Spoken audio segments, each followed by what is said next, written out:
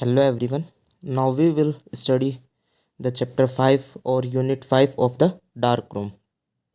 Automatic film processing. Automatic film processing से अपन यह समझते हैं कि कोई भी एक्सरे फिल्म को प्रोसेस कराना किसकी सहायता से, ऑटोमेटिक मशीन की सहायता से, या फिर कोई भी इनविजिबल या फिर लेटेंट इमेज को विजिबल इमेज में कन्वर्ट करना with the help of N automatic machine. In the other hands पहले अपने पास क्या होती थी, मैनुअल फिल्म प्रोसेसिंग, जिसके अंदर अपन क्या करते थे, एक्सरे फिल्म को मैनुअली यानी मैन के हैंड से प्रोसेस कराया जाता था। केमिकल्स के अंदर अपन अपन एक्सरे फिल्म को प्रोसेस कराते थे with the help of hands of a person. So obvious सी बात है कि जो आपका ऑटोमेटिक फिल्म प्रोसेसिंग है वो क्या था, एक मोस्ट एडवांटेजियस प्रोसेस है किसके कंपैरिजन में, मैनुअल फिल्म प्रोसेसिंग के कंपैरिजन में। Okay fine. Now we will discuss about the introduction of the automatic film processing. Automatic film processing provides consistent and uniform radiographs। यानी कि जो ऑटोमेटिक फिल्म प्रोसेसिंग है वो अपने को क्या करता है, एक यूनिफॉर्म रेडियोग्राफ प्रोवाइड कराता है। ठीक है। Automatic film processing consist three important stages, namely unloading the film, inserting into processor and reloading the film. यानी कि ऑटोमेटिक फिल्म प्रोसेसिंग के अंदर मेनली तीन स्टेजेस होती है। फर्स्ट आती है आपकी अनलोडिंग द फिल्म, सेकंड आती है inserting into processor and third आती है reloading the film. Unloading the film का मतलब कैसेट से अपने को फिल्म को अनलोड करना है। Next inserting into the processor, यानी कि जो ऑटोमेटिक आपका प्रोसेसर है जिसके अंदर अपन फिल्म को प्रोसेस कराएंगे उसके अंदर एक्सरे फिल्म को इंसर्ट करना। And third reloading the film, यानी कि फिल्म को रीलोड करना। Where as this involve approximately 9 steps in manual film processing. यानी कि जबकि आपका जो मैनुअल फिल्म प्रोसेसिंग था उसके अंदर लगभग कितनी स्टेप्स होती थी, ये 9 स्टेप्स, और अब आपकी ऑटोमेटिक फिल्म प्रोसेसिंग में ये कितनी होती है, केवल 3 steps. So obviously chances of damaging the film and screen are less in automatic film processing. यानी कि ऑटोमेटिक फिल्म प्रोसेसिंग के अंदर जो आपके एक्सरे फिल्म और स्क्रीन के डैमेज होने के चांसेस है वो क्या होते हैं, बहुत ही कम होते हैं। किसके कंपैरिजन में, मैनुअल फिल्म प्रोसेसिंग के कंपैरिजन में। A automatic processor run the film sequentially through the developer, fixer and washing solution. यानी कि जो ऑटोमेटिक प्रोसेसर वो क्या करता है, एक सीक्वेंस के अंदर फिल्म को ट्रांसपोर्ट करता है। First of all developer to fixer solution and fixer to washing solution.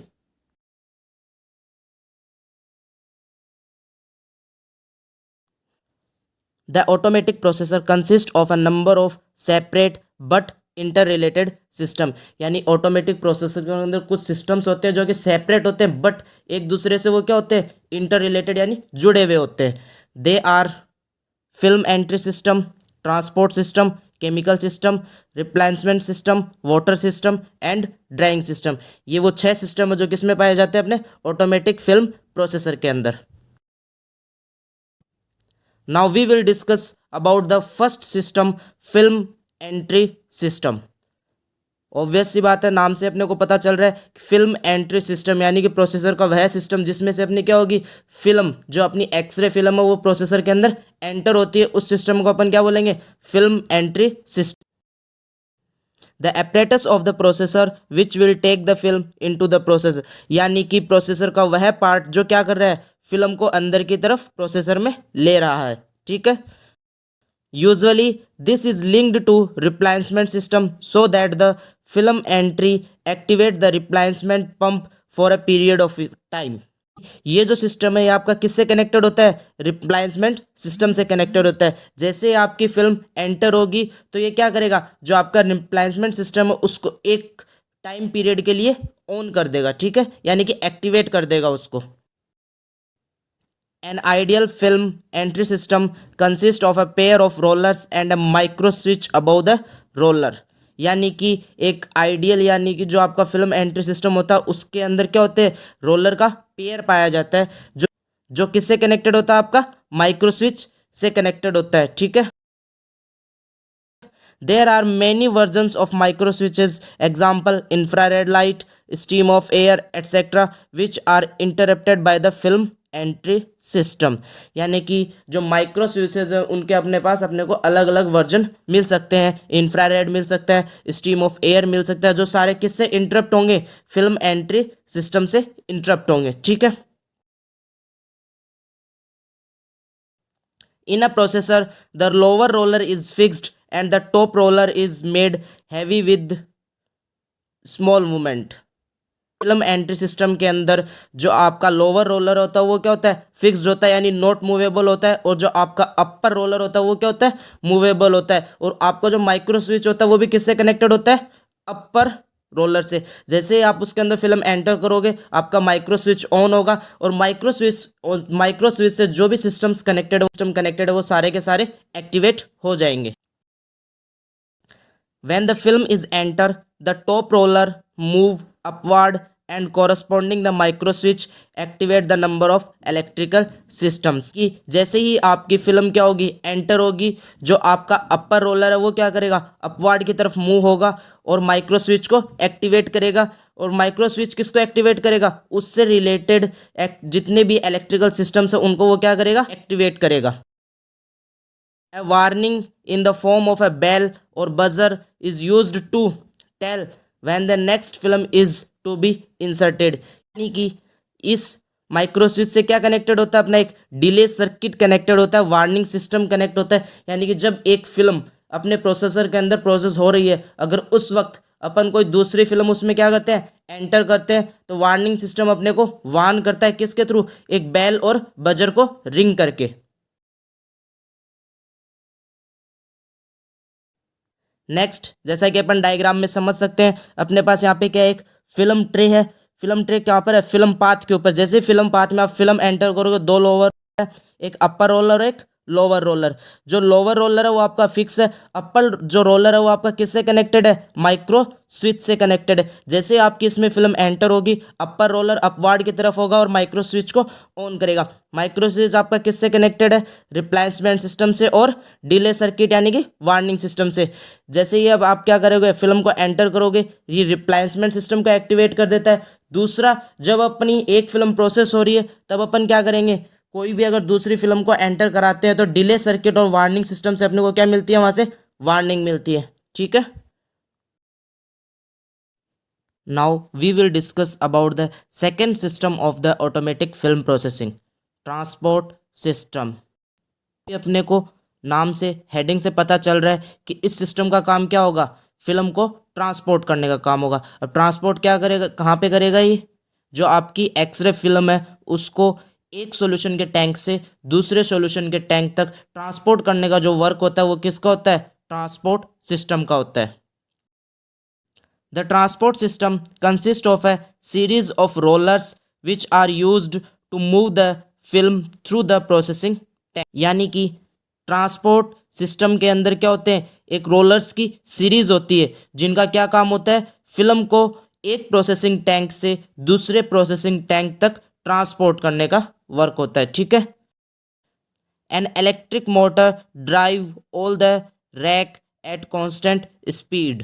कि जो आपके ये रोलर्स है, इन रोलर्स के ऊपर क्या लगी हुई होती है, रैक लगी हुई होती है, और उन रॉक को कौन मूव कराता है, एक इलेक्ट्रिक मोटर ड्राइव करती है एक कांस्टेंट स्पीड से। This assures that the developer rack and the fixer rack will have same speed. यानी कि इसमें यह भी अश्योर होता है कि जो आपकी डेवलपर रैक और फिक्सर रैक है उन दोनों की स्पीड क्या होती है, कांस्टेंट होती है। बात है, अगर यहाँ पे इनकी स्पीड अपन कांस्टेंट नहीं रखते हैं तो फिर क्या होगा, आपकी दो फिल्में एक साथ क्या हो जाएंगी, मिक्सअप हो सकती हैं। The rack contain stainless steel और plastic guide plate which kept the film within the transport path. यानी रैक के अंदर आपकी क्या होती हैं, या तो स्टेनलेस स्टील की या फिर प्लास्टिक की बनी हुई प्लेट्स होती हैं जिनके ऊपर अपन क्या रखते हैं, फिल्म्स को रखते हैं, और वो जो कहाँ पे लेके जाती है, ट्रांसपोर्ट पाथ तक। ठीक है। These guide plates must be kept clean, otherwise scratches may occur on the film। यानी कि जो ये गाइड प्लेट्स है इनको अपने को क्या करना होता है, साफ रखना होता है, अदरवाइज क्या होंगे, आपकी जो एक्सरे फिल्म है उसके ऊपर स्क्रैचेस हो सकते हैं। There are two types of rollers, mainly hard and soft roller. No mainly दो प्रकार के रोलर पाए जाते हैं, हार्ड रोलर या फिर सॉफ्ट रोलर। अब अपन बात करते हैं डायग्राम की। तो डायग्राम के अंदर अपने को पता चल रहा है फर्स्ट सिस्टम आपका कौन सा है, film entry system. Film entry system से आपकी फिल्म एंटर होगी, देन वो कहाँ पे जाएगी, आपकी डेवलपर सॉल्यूशन के अंदर। फिर वो फिल्म पाथ से होती हुई यानी ट्रांसपोर्ट सिस्टम की हेल्प से होती हुई फिक्सर तक, देन वो वॉशिंग तक एंड लास्ट ड्राइंग तक। ठीक है, और जो अदर सिस्टम्स है वो भी इससे कनेक्टेड रहते हैं। फॉर एग्जांपल आपका replacement system, water system, recirculation system, ये सारे सिस्टम आप क्या करते हैं, जो ऑटोमेटिक फिल्म प्रोसेसिंग की जो प्रोसेस होती है उसके अंदर हेल्प प्रोवाइड करते हैं। Now we will discuss about the third system of the automatic film processing, which is known as chemical system. Chemical system नाम से पता चल रहा है कि अब अपन कहाँ किसकी डिस्कस करेंगे, केमिकल्स के बारे में डिस्कस करेंगे। The chemical system consists of the tanks for developing, fixing, washing and subsystems. Chemical system में क्या क्या होता है, डेवलपिंग टैंक होता है, फिक्सिंग टैंक होता है, वॉशिंग टैंक होता है, और इसके अलावा जो इसके सब सिस्टम है जो अभी अपन ने ऊपर डायग्राम में देखे थे, replacement system, recirculation system, water system, ये सारे किस में आएंगे, आपके केमिकल सिस्टम के अंदर। These tanks are made up of inert materials such as stainless steel और प्लास्टिक। यानी कि ये जो सारे के सारे जो टैंक्स होते हैं वो किसके बने होते हैं, इनर्ट मटेरियल के बने होते हैं, जैसे कि स्टेनलेस स्टील और plastic. This system is closely interrelated to the replacement system, water and heating system। यानी कि जो आपका केमिकल सिस्टम है वो किससे कनेक्टेड होता है, आपका रिप्लेसमेंट सिस्टम से कनेक्टेड होता है, वाटर सिस्टम से कनेक्टेड होता है और हीटिंग सिस्टम से भी कनेक्टेड होता है। The chemical in the tank must be circulated constantly and maintain at the correct temperature. यानी कि जो टैंक्स के अंदर आपका केमिकल है वो क्या होना चाहिए, आपका सर्कुलेटेड होना चाहिए। अब ये किसकी सहायता से होगा, रीसर्कुलेशन सिस्टम की सहायता से। And maintained at the correct temperature, और जो टेम्परेचर उनका होना चाहिए वही उसका टेम्परेचर मेंटेन रहना चाहिए। ठीक है,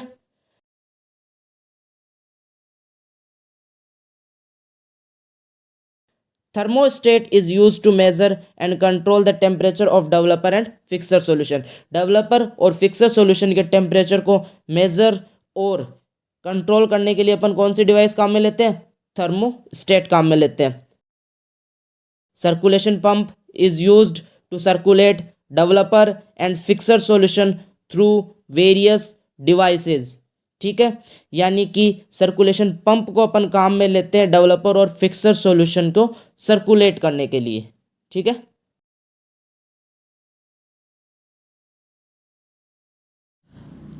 now we will discuss about the fourth system of the automatic film processing, replacement system. The replacement system preserves both the quality and quantity of the chemicals in the processor।